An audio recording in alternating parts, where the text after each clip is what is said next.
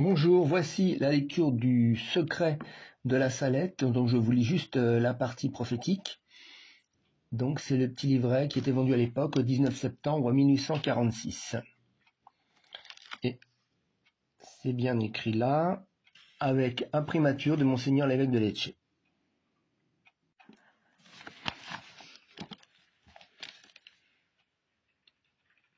Imprimature. La totalité du texte a été reconnue. Voilà, reproduction de l'édition originale de 1879.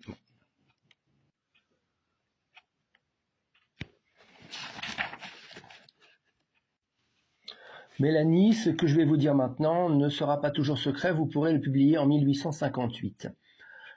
Les prêtres ministres de mon fils, les prêtres par leur mauvaise vie, par leur irrévérence et leur impiété à célébrer les saints mystères, par l'amour de l'argent, l'amour de l'honneur et des plaisirs, les prêtres sont devenus des cloaques d'impureté. Oui, les prêtres demandent vengeance, et la vengeance est suspendue sur leur tête. Malheur aux prêtres et aux personnes consacrées à Dieu, lesquels, par leur infidélité et leur mauvaise vie, crucifient de nouveau mon fils.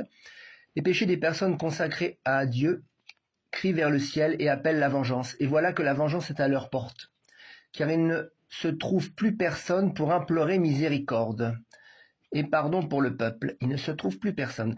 Il n'y a plus d'âme généreuse, il n'y a plus personne digne d'offrir la victime sans tache à l'Éternel. Je répète, il n'y a plus personne digne d'offrir la victime sans tache à l'Éternel en faveur du monde. Dieu va frapper d'une manière sans exemple. Malheur aux habitants de la terre, Dieu va épuiser sa colère et personne ne pourra se soustraire à tant de mots réunis. Les chefs, les conducteurs du peuple de Dieu ont négligé la prière et la pénitence et le démon a obscurci leur intelligence.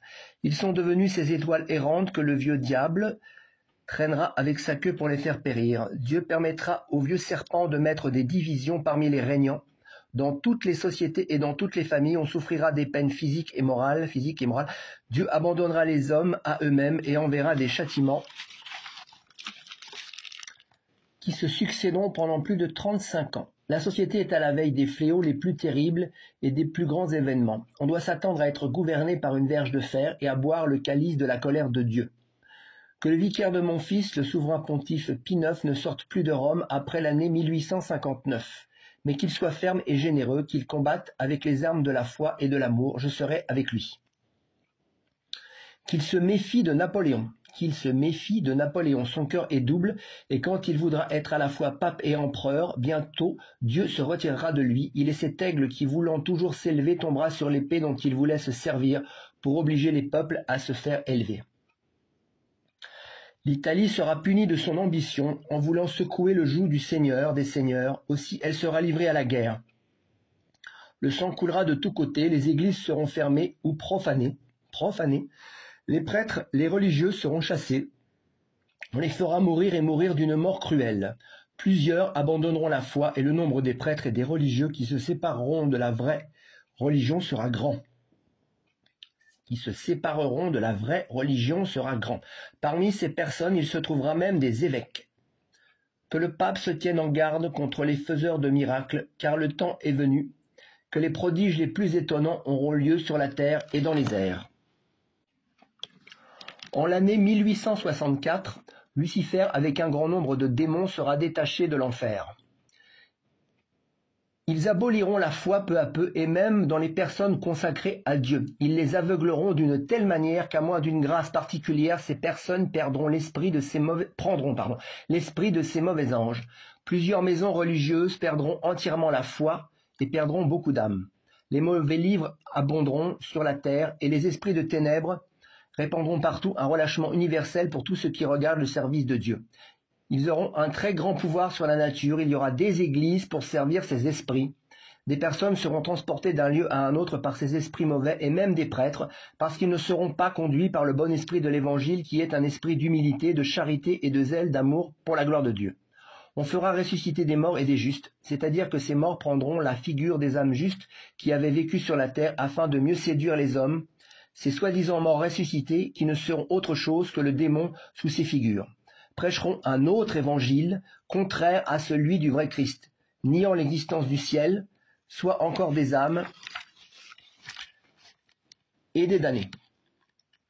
Toutes ces âmes paraîtront comme unies à leur corps. Il y aura en tout lieu des prodiges extraordinaires parce que la vraie foi s'est éteinte et que la fausse lumière éclaire le monde. Malheur aux princes de l'Église qui se seront occupés qu'à entasser richesse sur richesse, qu'à sauvegarder leur autorité et à dominer avec orgueil. Le vicaire de mon fils aura beaucoup à souffrir parce que pour un temps l'Église sera livrée à de grandes persécutions. Ce sera le temps des ténèbres. L'Église aura une crise affreuse. La sainte foi de Dieu étant oubliée, chaque individu voudra se guider par lui-même et être supérieur à ses semblables. On abolira le pouvoir civil et ecclésiastique. Tout ordre et toute justice seront foulés aux pieds. On ne verra qu'homicide, haine, jalousie, mensonge et discorde, sans amour pour la patrie ni pour la famille. Le Saint-Père souffrira beaucoup, je serai avec lui jusqu'à la fin pour recevoir son sacrifice. Les méchants attenteront plusieurs fois à sa vie sans pouvoir nuire à ses jours. Mais ni lui ni son successeur, en marge il y a écrit qu'il ne régnera pas longtemps, ne verront le triomphe de l'Église de Dieu. Les gouvernants civils auront tous un même dessein qui sera d'abolir et de faire disparaître tout principe religieux pour faire place au matérialisme, à l'athéisme, au spiritisme et à toutes sortes de vices. Dans l'année 1865, on verra l'abomination dans les lieux saints. Dans les couvents, les fleurs de l'église seront putréfiées et le démon se rendra comme le roi des cœurs. Que ceux qui sont à la tête des communautés religieuses se tiennent en garde pour les personnes qu'ils doivent recevoir, parce que le démon usera de toute sa malice pour introduire dans les ordres religieux des personnes à donner au péché, car les désordres et l'amour des plaisirs charnels seront répandus par toute la terre. La France, l'Italie, l'Espagne et l'Angleterre seront en guerre, le sang coulera dans les rues, le français se battra avec le français, l'italien avec l'italien, ensuite il y aura une guerre générale qui sera épouvantable. Pour un temps, Dieu ne se souviendra plus de la France, ni de l'Italie, parce que l'évangile de Jésus-Christ n'est plus connu. Les méchants déploieront toute leur malice, on se tuera, on se massacrera mutuellement, jusque dans les maisons.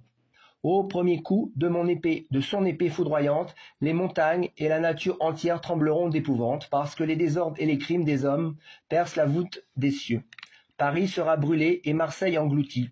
Plusieurs grandes villes seront ébranlé et englouti par des tremblements de terre, on croira que tout est perdu.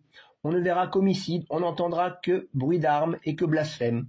Les justes souffriront beaucoup. Leurs prières, leurs pénitences, leurs larmes monteront jusqu'au ciel, et tout le peuple de Dieu demandera pardon et miséricorde, et demandera mon aide et mon intercession. Alors Jésus-Christ, par un acte de sa justice et de sa grande miséricorde pour les justes, commandera à ses anges que tous ses ennemis soient mis à mort. Tout à coup, les persécuteurs de l'Église de Jésus-Christ et tous les hommes adonnés au péché périront. Et la terre deviendra comme un désert. Et la terre deviendra comme un désert. Alors se fera la paix, la réconciliation de Dieu avec les hommes. Jésus-Christ sera servi, adoré et glorifié. La charité fleurira partout. Les nouveaux rois, je répète, les nouveaux rois seront le bras droit de la Sainte Église, qui sera forte, humble, pieuse, pauvre, zélée et imitatrice des vertus de Jésus-Christ. L'Évangile sera prêché partout et les hommes feront de grands progrès dans la foi, parce qu'il y aura unité parmi les ouvriers de Jésus-Christ et que les hommes vivront dans dans la crainte de Dieu. Cette paix parmi les hommes ne sera pas longue. 25 ans d'abondantes récoltes leur feront oublier que les péchés des hommes sont cause de toutes les peines qui arrivent sur la terre. Un avant-coureur de l'Antéchrist avec ses troupes de plusieurs nations combattra contre le vrai Christ, le seul sauveur du monde. Il répandra beaucoup de sang et voudra anéantir le culte de Dieu pour se faire regarder comme un Dieu. La terre sera frappée de toutes sortes de plaies, outre la peste et la famine qui seront générales. Il y aura des guerres jusqu'à la dernière guerre qui sera alors faite par les 10 rois de l'Antéchrist, lesquels rois auront tous un même dessein et seront les seuls qui gouverneront le monde. Avant que ceci arrive, il y aura une espèce de fausse paix dans le monde. On ne pensera qu'à se divertir. Les méchants se livreront à toutes sortes de péchés, mais les enfants de la Sainte Église, les enfants de la foi, mes vrais imitateurs, croîtront dans l'amour de Dieu et dans les vertus qui me sont les plus chères. Heureuses les âmes humbles conduites par l'Esprit Saint, je combattrai avec elles jusqu'à ce qu'elles arrivent à la plénitude de l'âge. Bon, j'arrive bientôt à 10 minutes, donc je ferai une deuxième partie.